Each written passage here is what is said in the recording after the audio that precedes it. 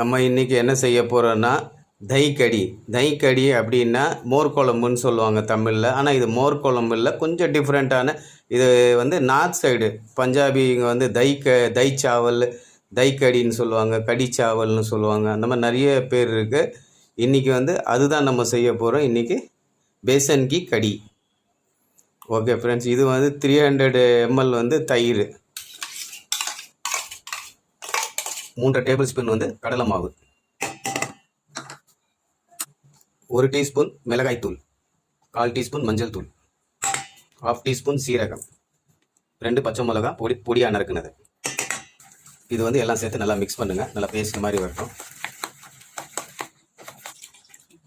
இது வந்து பாருங்கள், நல்லா பேஸ்ட் மாதிரி ஆகிடணும். ஏன்னா சில இது வந்து இப்போ மிக்ஸ் பண்ணும்போது அந்த சின்ன சின்ன மிக்சிங்காக இருக்கணும். அதை நல்லா மிக்ஸ் பண்ணிங்கன்னா எல்லாமே அந்த என்ன சொல்கிறது லிக்விட் கன்சிஸ்டன்சி வந்து கரெக்டான லெவலில், ரொம்ப தண்ணியாகவும் இருக்கக்கூடாது, ரொம்ப திக்காகவும் இருக்கக்கூடாது. அந்த மாதிரி பார்த்து உங்களுக்கு எவ்வளோ தண்ணி தேவையோ அந்த அளவுக்கு சேர்த்துட்டு, தயிர் வந்து எவ்வளோ வேணாலும் சேர்க்கலாம். 300, இப்போ நம்ம வந்து 300 ml, நீங்கள் 1/2 லிட்டரு 1 லிட்டரில் கூட இது செய்யலாம். அதுக்கு தேவையான பொருட்களை வந்து நம்ம கூட்டி போட்டுக்க வேண்டியது. பாருங்கள், இப்போ வந்து இது நல்லா மிக்ஸ் ஆகிடுச்சு. இது செஞ்சு சாப்பிட்டோன்னா ரொம்ப டேஸ்டியாக வரும். இது ஒரு டிஃப்ரெண்ட்டான டேஸ்ட், நல்லாயிருக்கும். பாருங்கள், இது எல்லாம் மிக்ஸ் ஆகிடுச்சு. ஏன்னா இதில் கடலை மாவு போட்டு மிக்ஸ் பண்ணனால வந்து கொஞ்சம் தண்ணி வந்து கொஞ்சம் அதிகமாக இருக்கட்டும், ரொம்ப அதிகம் இருக்கக்கூடாது. இந்த கண்டிஷனில் இருக்கட்டும். பாருங்கள், ஏன்னா அது தாளிக்கும் போது வந்து கொஞ்சம் சூடு படணும். அதுக்காக இப்போ வாங்க தாளிக்கலாம். அது பாருங்கள், செய்முறையை 2 டேபிள் ஸ்பூன் ஆயில் போட்டுருக்கு, கொஞ்சம் வெந்தயம் தாளிக்கிறதுக்கு, கொஞ்சம் கருவேப்பிலை,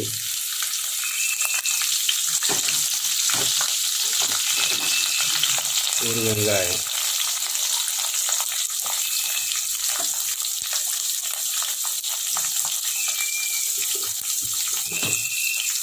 உங்களுக்கு தேவையான அளவு உப்பு. ஏன்னா நம்ம இதில் கடியில் உப்பு போடலை, அதனால் உங்களுக்கு தேவையான உப்பு நீங்கள் போட்டுக்கணும்.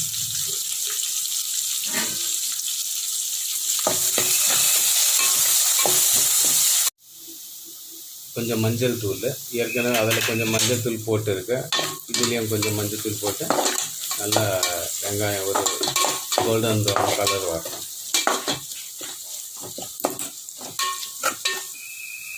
இப்போ வந்து நம்ம கரைச்சி வச்ச அந்த தயிர், இந்த கடலை மாவு எல்லாமே மிக்சிங்க நம்ம இதில் போட்டு பாருங்கள், நல்ல கலர் வருது. இது அடுப்பு வந்து சிம்மில் வச்சுங்க. கொஞ்சம்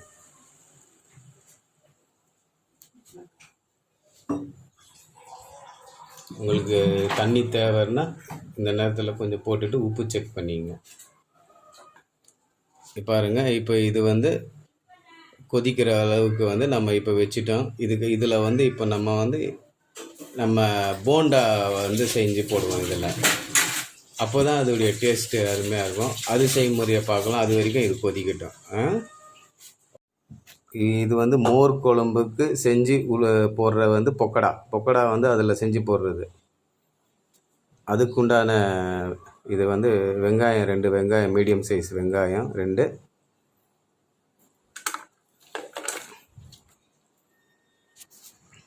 பச்சை மிளகா, கொஞ்சம் கருவேப்பிலை, தேவையான அளவு கொஞ்சம் உப்பு போடுங்க. ஏன்னா அதுலேயே உப்பு இருக்கு. கொஞ்சம் லேசாக உப்பு, உங்களுக்கு தேவையான அளவு, கொஞ்சம் சீரகம், சிறிதளவு மஞ்சள் தூள், சிறிதளவு. இது வந்து நல்லா மிக்ஸ் பண்ணிங்க. அந்த வெங்காயம், அந்த பச்சை மிளகா, அந்த கருவேப்பிலை, உப்பு, மஞ்சள் தூள் இதெல்லாம் போட்டு நல்லா மிக்ஸ் பண்ண பிறகு அதுக்கு அப்புறம் வந்து நம்ம கடலை மாவு சேர்த்துக்கலாம்.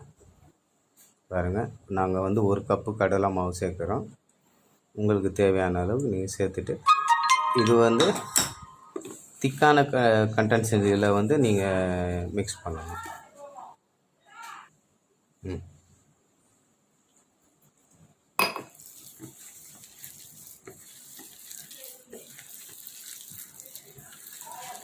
அந்த மிக்சிங் வந்து இந்த அளவுக்கு மிக்சிங் இருக்கணும். ரொம்ப தண்ணியாக இருந்துச்சுன்னா அதில் பக்கோடா வந்து சரியாக வராது, உடஞ்சிடும்.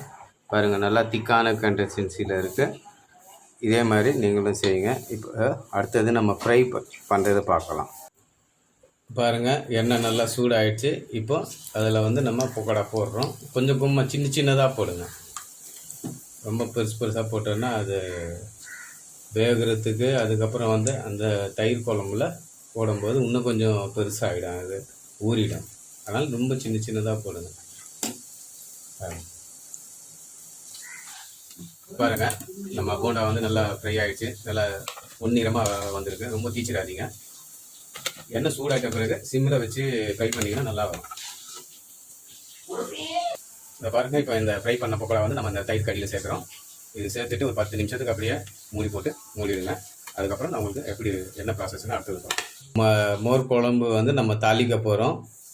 இது வந்து தடுக்கான்னு சொல்லுவாங்க ஹிந்தியில். இது போட்டால் தான் வந்து இந்த தாளிப்புக்கே டேஸ்ட்டு. இதுதான் ரொம்ப முக்கியம். இந்த தடுக்கா தான். சீரகம் ஒரு ஸ்பூனு, அடுத்தது காஞ்ச மிளகாய், கருவேப்பிலை, கொஞ்சம் வெங்காயம் நல்லா காய்ச்சணும்.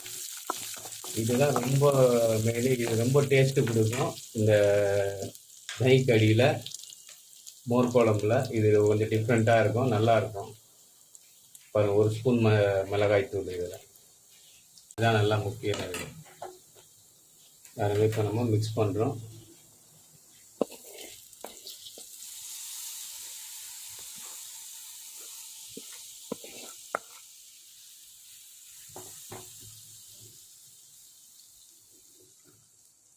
சூப்பராக நல்லா மிக்ஸ் ஆகிடுச்சு. இது அப்படியே ஒரு 10 நிமிஷம் குழம்பு நல்லா சூப்பராக ரெடி ஆகிடுச்சு, பக்காவாக. இதில் இந்த வடை போட்டு இந்த எல்லாமே சூப்பராக நல்லா ஊறிடும். நம்ம வந்து சாப்பிட்டு உங்களுக்கு சொல்கிறேன். நீங்களும் இது வந்து ட்ரை பண்ணுங்க. நான் சாப்பிட்டேன். ஹாய் ஃப்ரெண்ட்ஸ், பாருங்கள், நம்ம மோர் குழம்பு நல்லா சூப்பராக ரெடி ஆகிடுச்சு. இது வந்து நம்ம டேஸ்ட் பண்ணி பார்க்கலாம் எப்படி இருக்குன்னு. பாருங்கள், அந்த போண்டா ஃப்ரை பண்ணது பாருங்கள், நல்லா வெந்து நல்லா சூப்பராக பாருங்கள், நல்லா இருக்குது. இந்த தயிர் கடின்னு சொல்கிறாங்களா, அந்த மாதிரி. இது நார்த் சைடு, குறிப்பாக வந்து பஞ்சாபிங்களுக்கு வந்து ரொம்ப பிடிச்சமான ஒரு டிஷ்ஷு இது. அவங்க ரெசிபி தான் இது. இது வந்து இங்கே வந்து மோர் குழம்பு நிறைய செய்கிறாங்க. இந்த வெண்டைக்காய் போட்டு, சொரக்காய் போட்டு, அந்த மாதிரி நிறைய மோர் குழம்பு செய்யுது. இது வந்து உடம்புக்கும் நல்லது, சூட்டு தணிக்கும். இதில் வந்து இந்த மாதிரி நார்த் சைடு வந்து இந்த மாதிரி பாருங்கள், இது வந்து குளிர் காலத்தில் கூட சாப்பிட்லாம் ஒன்றும் இதில். ஏன்னா இது தயிர் வந்து நம்ம கொதிக்க வைக்கிறோம், அதனால் வந்து ஒன்றும் எஃபெக்ட் ஆகாது. எல்லாமே சாப்பிட்லாம், நல்லா இருக்கும். இருங்க, சாப்பிட்டு உங்களுக்கு டேஸ்ட் பண்ணி சொல்கிறேன். பாருங்கள், சூப்பராக நல்ல டேஸ்ட்டு, அருமையாக இருக்குது. அந்த காரம், அந்த தயிர் உடைய டேஸ்ட்டு, அந்த தடுக்கான்னு சொல்லுவாங்க இல்லையா, அதுதான் மெயினாக. இந்த தடுக்கா வந்து இந்த தயிர் குழம்புல சேர்த்தா தான் வந்து இது டேஸ்ட்டே வரும். நீங்களும் உங்கள் வீட்டில் ட்ரை பண்ணுங்கள். நம்ம சேனலை சப்ஸ்கிரைப் பண்ணுங்கள், லைக் பண்ணுங்கள், ஷேர் பண்ணுங்கள் ஃப்ரெண்ட்ஸ். நம்ம சேனலை வந்து சப்ஸ்கிரைப் பண்ணிங்கன்னா தான் நம்ம மேலும் மேலும் வீடியோ போடலாம் ஃப்ரெண்ட்ஸ். ஓகே ஃப்ரெண்ட்ஸ், பாய்.